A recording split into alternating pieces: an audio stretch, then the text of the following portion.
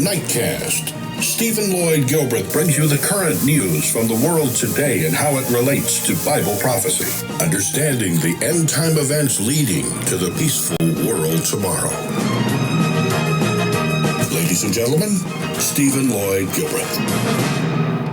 Good evening, friends, and welcome to this July 6, 2015 edition of Nightcast. Opening story again tonight, friends, we go to Greece, where ex-finance minister Yanis Varoufakis says goodbye to his staff.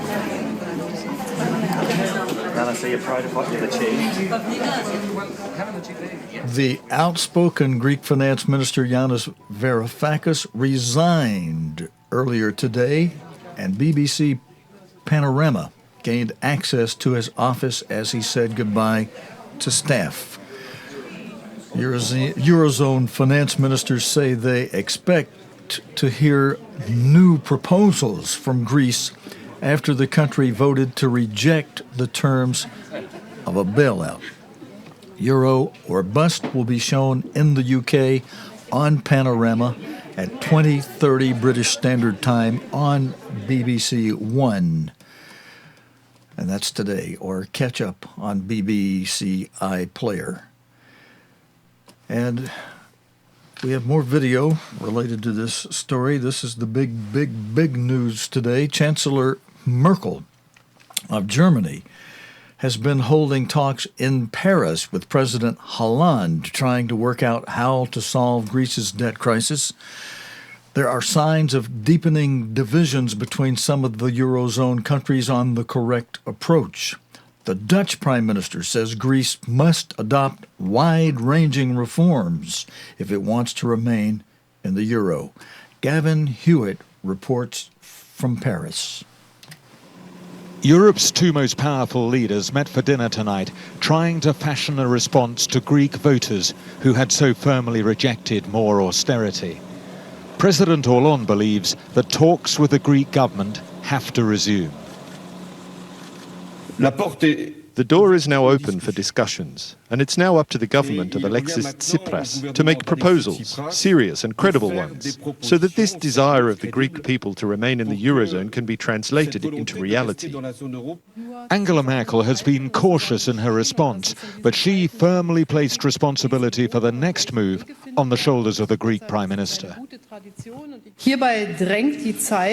Time is of the essence, and we insist that Greek proposals must be on the table this week, so we can deal with the situation the way it is at the moment.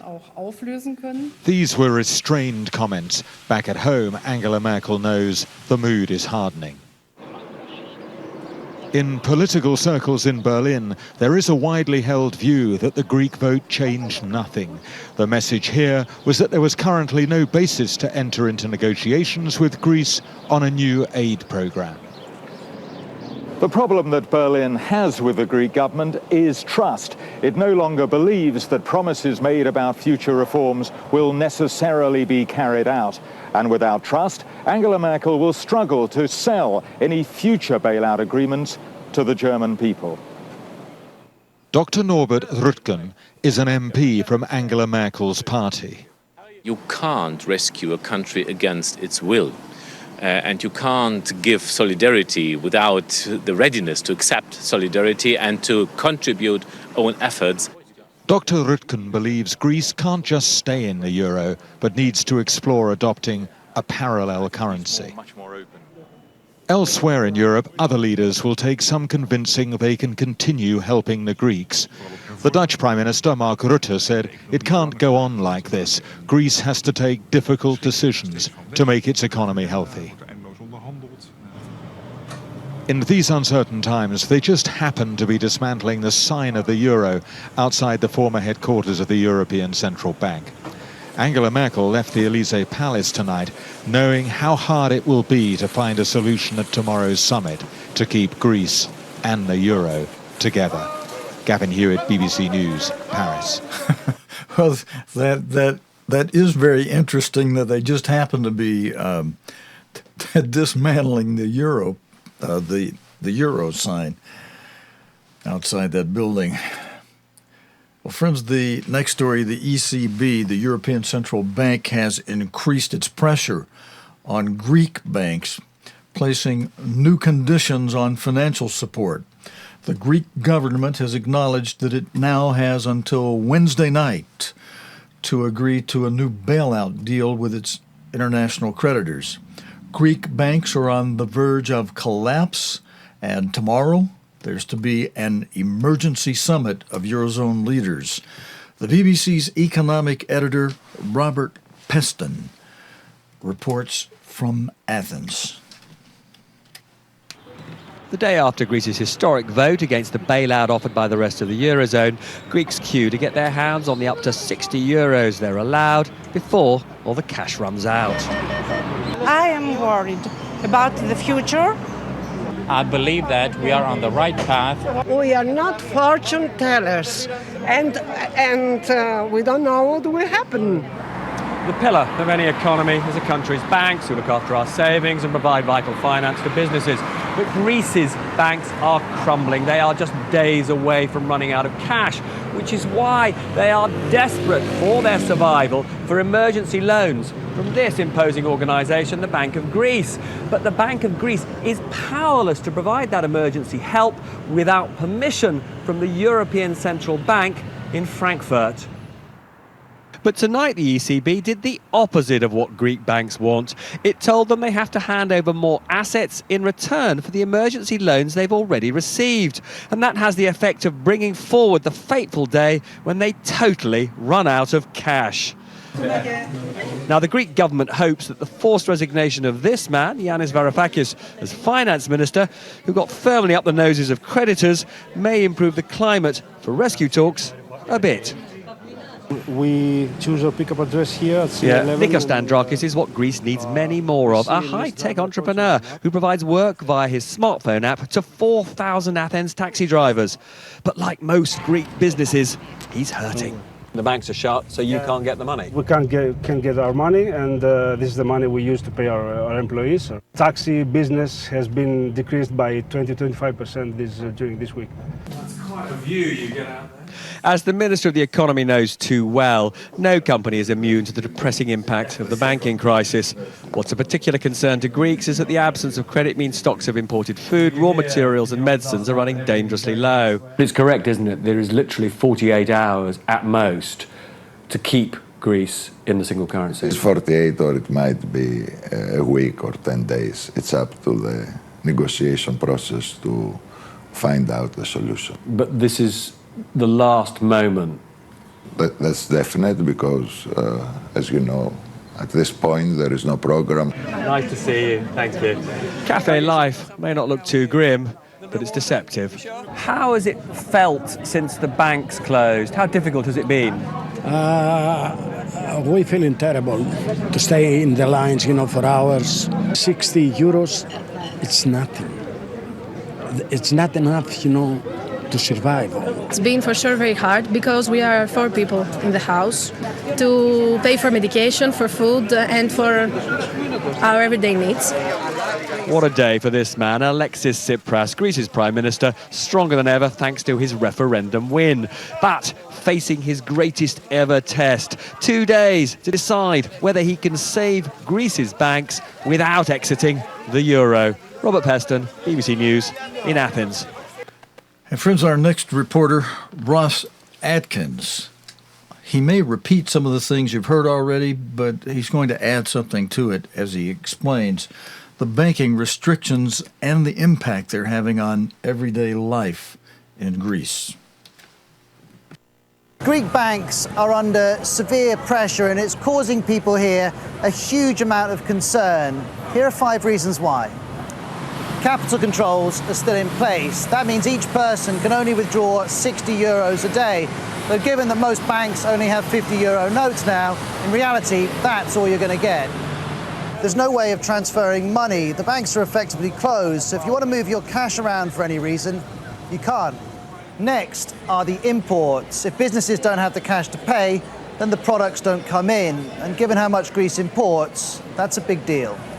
Then there are the salaries. All businesses have to decide if they can keep paying their staff while the banks are effectively closed. You can imagine the stress that's causing. Last but not least, there's the liquidity of the Greek banks. They simply don't have enough money and they're running out fast. And without some help, probably from the European Central Bank, the entire Greek economy is going to cease to function. And that's one outcome that all Greeks are desperate to avoid. And friends, we've got a special video now prepared by the BBC that will answer the question, or answer a question, who's who in the Greek financial crisis? As the Greek finance minister Yanis Varoufakis resigns, the country needs a new negotiator to head fresh talks with the Eurozone. There's been no official appointment yet, but there are suggestions from Athens that Euclid Sakalotis will take the spot. Whoever is appointed, they'll find themselves central to an unprecedented financial crisis. So, who will they have to do business with? This video is going to answer that question, and we've got to leave the music part out of this because we don't have the licensing for the music, just the video. And for those who are listening via podcast, I'm going to try to read the subtitles on the bottom of the video as it plays. Greek financial crisis. Who's who?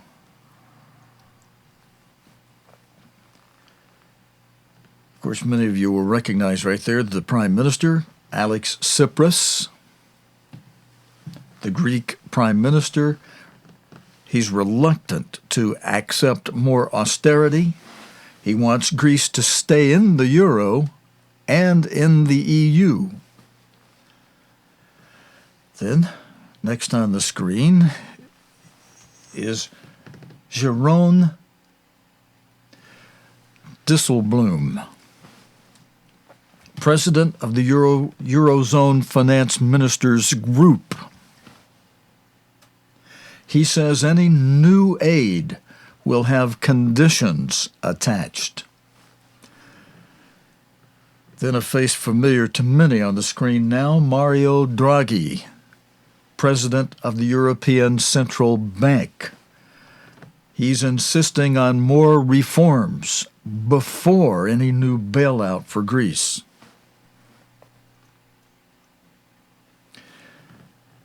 And on the screen now is Jean-Claude Juncker. He's the European Commission President.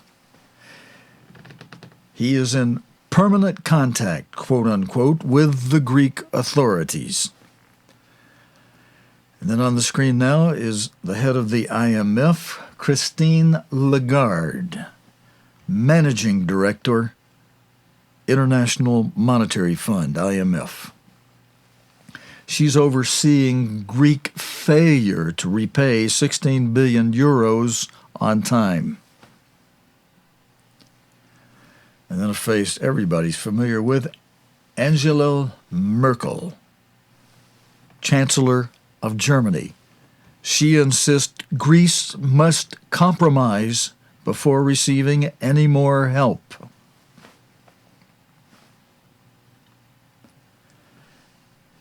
And the Greek people on the screen now, waving Greek flags, waiting to see what happens next after their no vote. And that's the end of that special little video there, friends. So who will Greece do business with? We've got a story next, friends, that relates to the first seal. I put the charts up on the screen related to the same story last night, and I told you how when Pope Francis walked out of the airplane and the wind hit him, well, as it says here in our lead-in, he's had a breezy start to his Latin American trip, being buffeted by a strong breeze on landing in Ecuador. In this video, you'll see this little kappa little cap blow off as he walks out the exit door, the doorway of the airplane he's flying on. We'll mention this, though, before we roll that and you see the cap fly off. The 7-day tour is his second visit to the region since becoming pontiff in 2013, and will now also take in Bolivia and Paraguay, but not his home country of Argentina. The Vatican said the focus of the trip will be the issue of poverty. And here's the video. Watch closely, friends, as the cap blows off in the wind. As we mentioned to you last night, same thing happened to him on his trip to the Philippines in Manila in January this year. His cap blew off as he exited the plane. Here, watch closely. All